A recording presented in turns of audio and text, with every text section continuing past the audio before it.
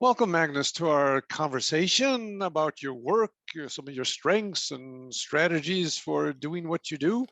You're in a whole different field than myself and physics, which I know very little about. So tell people that maybe watching this or listening to this a little bit about yourself and your background and your field of endeavor. So thank you for talking with me, having this conversation. I've been looking forward to it. And I grew up in Sweden. I live in the US now. I live in Texas. I grew up in Sweden, in Nyköping, and I was a typical kid, played soccer and did all the things that neighborhood kids should do. But at some point, and I know exactly when, I was inspired to go into science. And it turns out that my father was an Air Force pilot, my mom was a stay-at-home mom, but my grandfather was a chemist. And during summers, when I spent summers with my grandfather, he would tell me to go out and find all the rocks you can find in the yard and bringing back, and we will identify them. We will identify the minerals. Great. Okay. And my grandmother did the same thing, but with her it was flowers. So bring back flowers, we'll press them, we'll identify them, and you'll learn the names of the flowers, etc. And I think that was the genesis of my interest in kind of becoming a scientist and looking at nature and trying to understand as much as possible and figure out the patterns and relationships between different things. And then early on, I think my mom always tells this story that I said when I was maybe 6 or 7. I said, I'm going to be a professor in the United States. And yeah, so how does that happen? I don't know. Well, it just happens. But and the reason why that happened is that it's sort of a point in history was the assassination of John F. Kennedy. That our family took that really hard. My dad and my mom, they were both big fans of Kennedy and the whole Camelot era, if you will. And I remember I made a little shrine, a picture of Kennedy and a candle, and it just impacted me. And ever since that moment, I became interested in the U.S. and started to learn about the United States and its history and democracy and the power that it had in the world. And then, of course, there was the Vietnam War, which brought a lot of attention to some of the negative things in the United States and in the world. But and then it just sort of naturally moved on. I became interested in astronomy. I used to lay outside in our lawn looking at stars at night. I didn't have just my naked eye, and then I got a telescope, and then I got a microscope, and my parents and my grandparents, they gave me just the right tools at the right time to keep my interest going. And after that, it just sort of rolled on. It was a natural thing. I had great teachers in high school and just fabulous teachers that inspired me to keep going. And then I got various scholarships. I got a scholarship after high school to study in the US for a year through the Sweden America Foundation. And even though I squandered a lot of time just goofing off, I came to love American universities and sort of how they are, the atmosphere.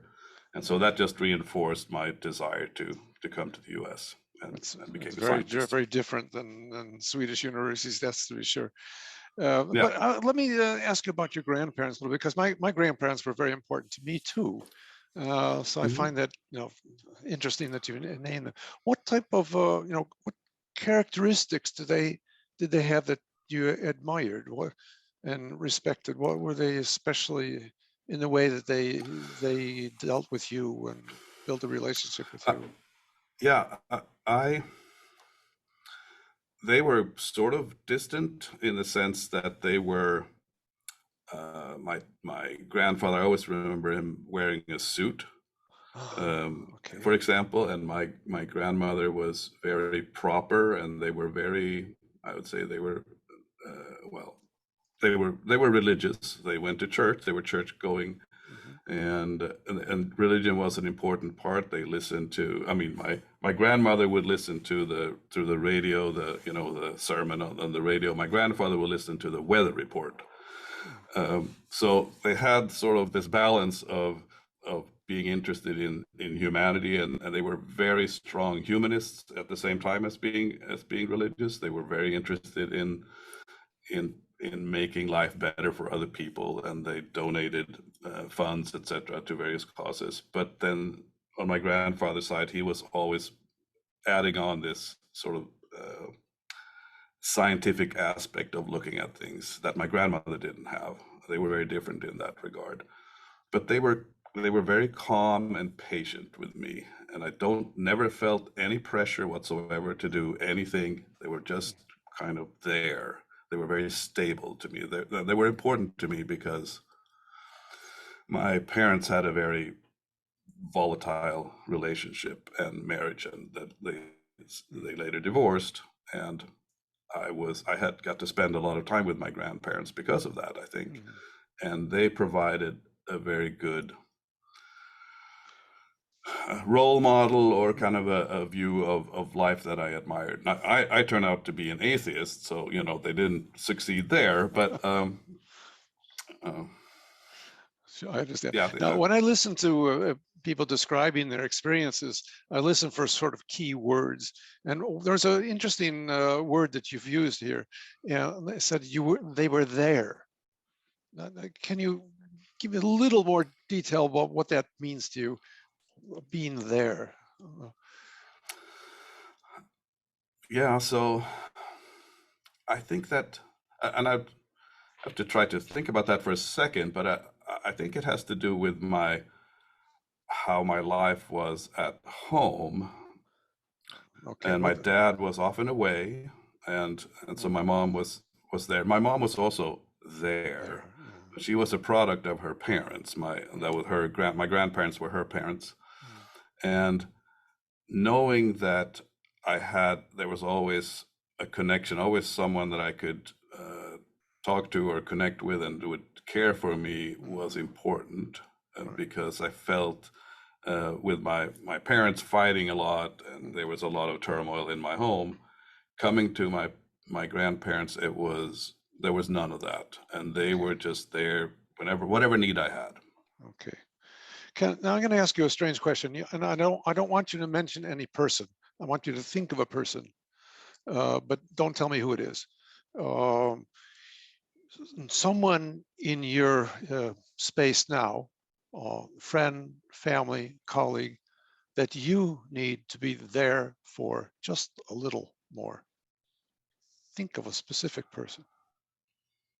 Who needs to be there for a little more? Whom you need to be there for a little more. Oh, I see. Okay. Do you have a person in mind? Yes, I do. Okay. Do you know what you can do in a week or two to be more there for them? Don't have to tell me. I just want you to. I know what I probably could do, and I know what I couldn't do. And there's some things I could do, and I should try to do those more often. Okay. And then there's some that are just practically not possible. Okay. One thing, would you be willing to share one thing that is possible? Is to, and so this is something, I don't like to talk on the phone. That is a kind of something, I don't know why. Well, I know why, but that is because I was forced to talk on the phone with my dad when my parents had divorced. And so I have an aversion for phones. So I like to keep it short. I'd like to just, okay, I'm bringing home the milk. See ya. I'm like that too. But yeah, but this person is in need of longer conversations at this point. And I need to give my time to that, and I need to make sure that I do that. All right. I'm not going to press you anymore, but the point of these conversations is sort of like, what are like key words? There's key values that come up. There's key phrases that come up. key ideas that come up, and then relating that you're talking about somebody else, but then relating it to yourself, and not too complicated, and it's doesn't have to be very personal, and I don't need details. It's just that if you have that thought, Yeah. and you know Yeah. a specific person that you could contact, you know a specific thing that you could do, you know a purpose for that, and then I leave it. But you have that thought with you. Yeah. Now Yeah. we'll change subjects. That's Now I good. want to know, you Okay. teach about why is science. Now give give me a 3-minute resume of your course that you teach. Well, I think I always teach why science in every course that I teach, and I teach introductory courses for physics majors. I teach upper level graduate courses, and of course it changes as we go up Sure. in the level of difficulty and complexity of the material. After a while, some students will be self-motivated to understand why they're doing what they're doing, and some need more coaxing. But I think one of the reason why I started thinking and why I told you about why science was I had another one of those moments when in your life when you're a transformational moment, and I think this will make sense to tell you about that. And I was at a conference. This was almost 7 years ago or so, and the keynote speaker was Alan Alda. Huh? You wonder, you're in a physics conference or a science conference. It was more than physics, but here was Alan Alda. What is he doing here? So, and I hesitated, and I had that moment that, should I go and listen to Alan Alda? Yeah, could be interesting, but what does he know about science? But I decided, it was an evening talk, like 7:30 or something, but I decided to go. And I sat down, and my jaw didn't drop literally, but my mind dropped somehow. And I thought, wow, he is on to something. And what was he on to? He was on to talking about how scientists need to change the way we communicate, and how we need to change how we interact with the general public. And he drew from his acting experience and from his own life. And he has started, a few years earlier, had started a school, a project for educating scientists and talking to the public about science, using techniques like improv techniques and that actors use when they train, and talking about empathy and talking about understanding the recipient of your information, and not using complicated language, etc. And the next day I spent another hour listening to the people who he worked with, and they showed examples of students who came in with, okay, they were asked, talk about your science for 2 minutes. And they were humming and hawing, and they were not very good at what they were saying, what they were doing. And then they went through their course, and they came out and they gave this amazing talks about their science that were inspiring and fun and interesting. And I thought, wow, they must be onto something. If you can do that in a couple of weeks, I'm going to try and do that. So I started workshops here on this theme. And from what I learned I went to a workshop first with Alan Alda, and I learned the techniques of how to do this, or some of the techniques. And then I just started building my own course on how to communicate science to the public. And I run this several times a year. And this is in science, we often talk when we're young budding scientists, we are told publish or perish. That is, you publish your science, or the science is, why do you do science if you don't publish it? But I want to go a little bit further, or a different angle, and talk about public or perish. That is science. Oh, I love that. We have a thank you. We have an obligation, not as citizens in the world and as human beings, to make sure that science gets communicated to the rest of the world. Because if science fails in doing this, and we might be doing that at times, quite often actually, society is not going to do well. And if we're going to have, in this age of conspiracy theories, flat earthers, they may not have much influence anymore, but there are other movements, as we know, that are clearly counter to science. And I think today's scientists, we need to be prepared that we are going to have to go on a mission when we are out there doing our thing. And I find this so that's why science. Fascinating. It's wonderful, but there's a connection between us, because I made a choice very early on to leave the academic world and to go out on my own and give my lectures, and I write books. But I write for, I usually say, Sophia, 40 years old, 10 years of teaching.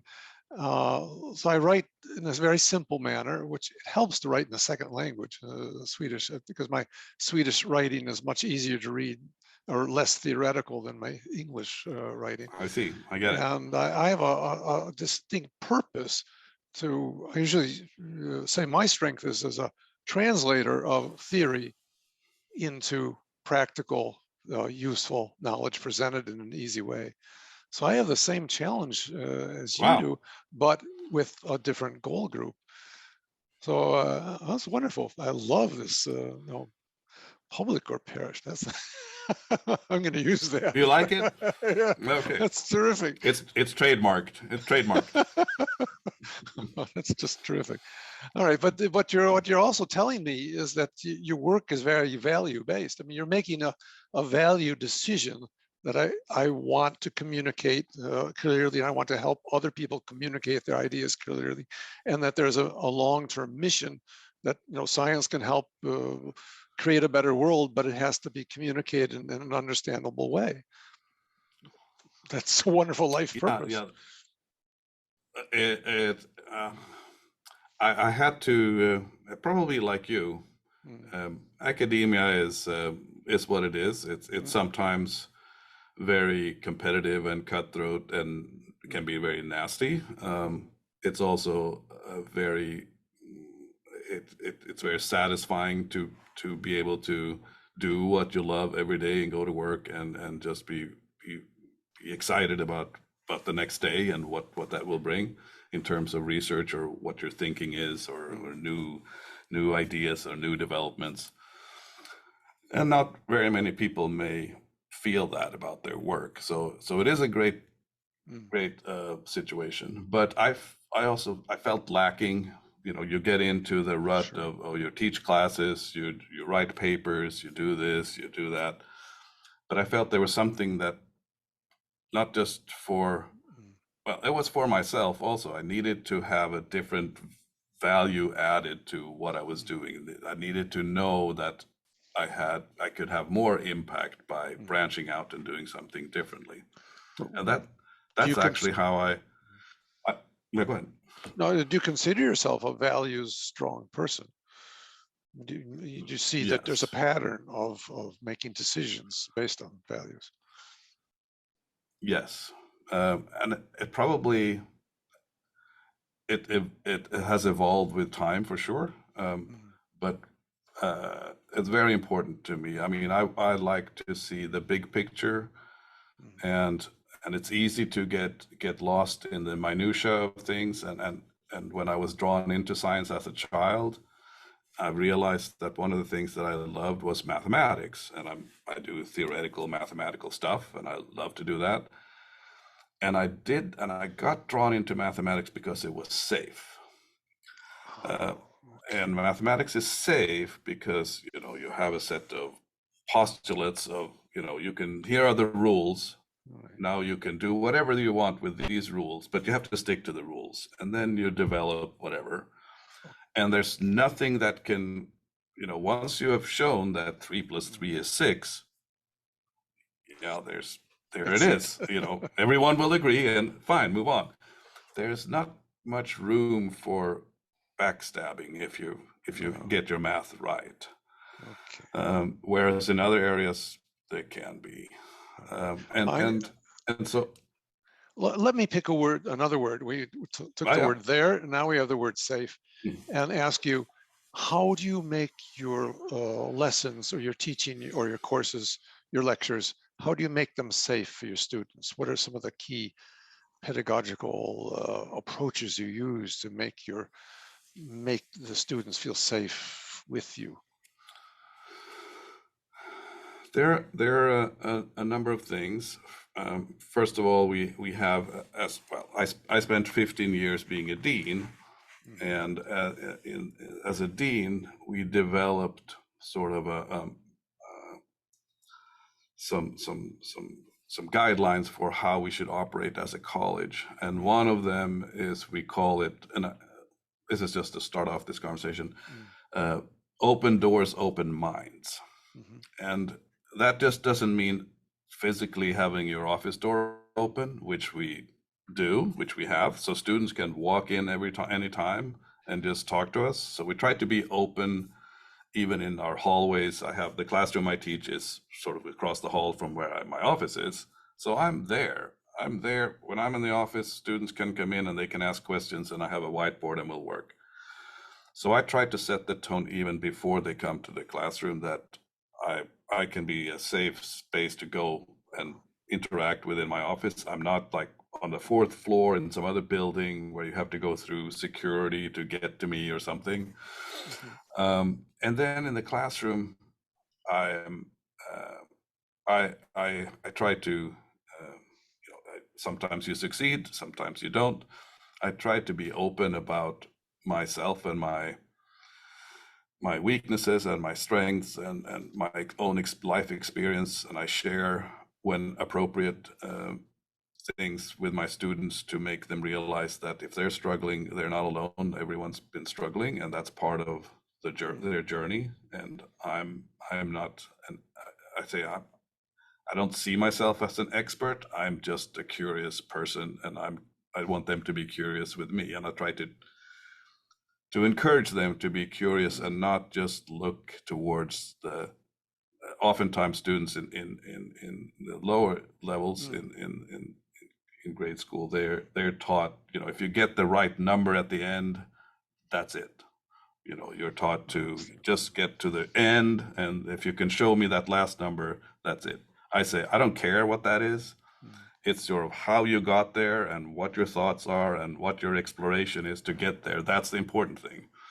And I hope by doing what I'm modeling for them in the classroom, that's sort of what they can we can feel safe to do that. They don't have to get the right number.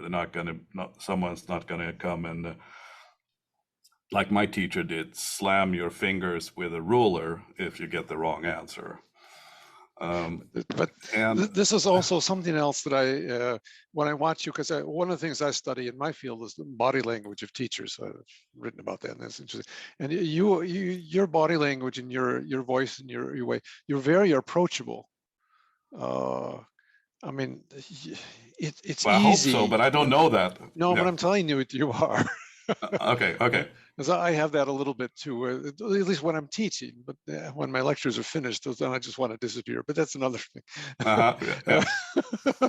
But you're very approachable, and that makes people feel safe as well. So I try to kind of, and I think I am in general approachable. That I think I work harder. I think teaching is, and this is not from Alan Alda, but I think being a teacher is also being an actor.